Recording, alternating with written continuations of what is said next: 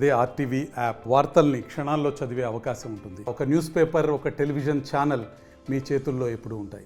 ఢిల్లీ ఎన్నికల ఫలితాలపై మనతో మాట్లాడడానికి రాజ్యసభ సభ్యులు ఎంపీ డాక్టర్ లక్ష్మణ్ గారు ఉన్నారు. ఒక్కసారి ఆ ఫలితాలకు సంబంధించి కూడా మాట్లాడించే ప్రయత్నం చేద్దాం.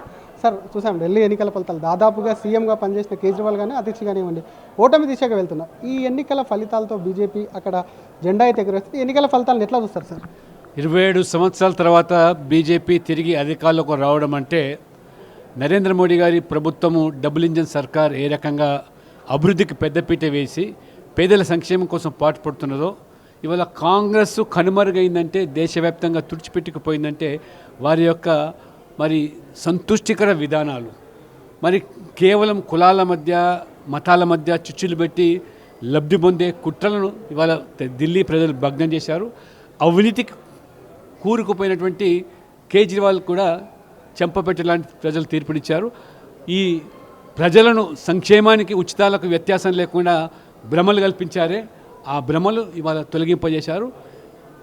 భవిష్యత్తులో తెలంగాణలో కూడా ప్రజలు ఆకాంక్షిస్తున్నట్టుగా భారతీయ జనతా పార్టీ జెండా ఎగరడం ఖాయం. కాంగ్రెస్ పూర్తిగా పని అయిపోయింది. దేశంలో ఎక్కడా లేదు, తెలంగాణలో కూడా ఎక్కువ సమయం పట్టదు. ప్రజలు బీజేపీ కోసం తెలంగాణలో కూడా ఎదురు చూస్తాం. లిక్కర్ స్కామే ఢిల్లీ ఎన్నికల్లో కానివ్వండి, తెలంగాణ ఎన్నికల్లో కానీ ఓటమికి కారణమైందని అనుకోవచ్చా సార్? ప్రధానంగా అవినీతి కుంభకోణాలే ప్రధానమైనటువంటి కారణంగా ఇవాళ ప్రజలు స్పష్టమైన తీర్పునిచ్చారు.